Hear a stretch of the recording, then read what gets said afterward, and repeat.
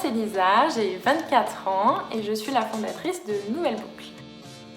J'ai commencé avec un DUT génie chimique et en fait tout au long de mes études je me suis spécialisée en développement durable pour finalement avoir un master en stratégie RSE. Nouvelle Boucle, c'est une marque d'accessoires upcyclés entièrement fabriqués en France dans le sud-ouest. Travailler avec les déchets et les revaloriser en créant des partenariats avec des ateliers d'insertion locaux. Première fois où je suis allée à l'atelier de confection et j'ai fait part de mes idées, mes croquis. En fait, l'accueil que j'ai reçu, ça m'a donné une énergie folle et je me souviens de ce moment comme un très bon moment.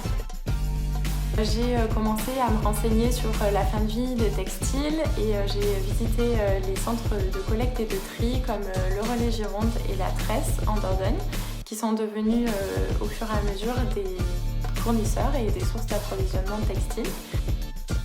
Et j'ai été coachée toute l'année par le Pépite ECA qui m'a aidée en plusieurs sens. D'abord avec les ateliers assez réguliers, peut-être une fois par semaine, qui m'ont permis de me spécialiser dans des domaines que je ne maîtrisais pas forcément, comme la comptabilité, le domaine juridique, l'image de marque et plein d'autres sujets importants en entrepreneuriat.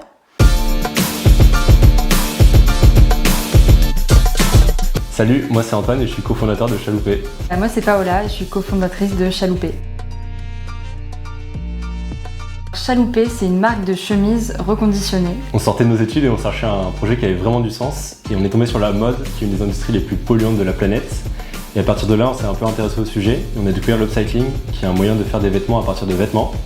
Et donc on a commencé à faire une marketplace d'upcycling et puis on s'est vite rendu compte qu'en fait, le problème de l'upcycling, c'est que c'était pas réplicable, difficile à industrialiser. Et donc petit à petit, on s'est dirigé vers la création d'une marque où notre défi, c'est de transformer l'upcycling pour l'industrialiser et pour combattre la fast fashion. Le pire souvenir, c'est quand on a dû pivoter et changer de projet et du coup de tout repartir de zéro. C'était un vrai challenge, mais sur le moment, c'est assez difficile de se remettre le pied à l'étrier.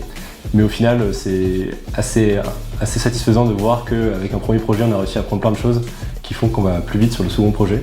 Donc c'est un apprentissage perpétuel.